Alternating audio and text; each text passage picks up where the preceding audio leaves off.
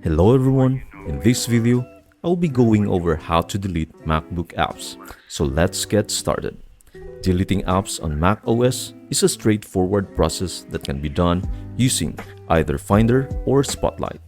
First, ensure that the app is closed before proceeding. To locate the app in Finder, check the Applications folder, though it may also be found in other locations like Downloads. Once you find the app, simply drag it into the trash or select the app and choose File, Move to Trash. If you prefer using Spotlight, press and hold the Command key while double-clicking the app and then drag it into the trash. In both cases, you may need to provide a username and password, typically from an administrator account, to complete the deletion. By following these steps, you can easily declutter your MacBook and free up valuable storage space with little effort. I hope this video helps you out and see you in the next video.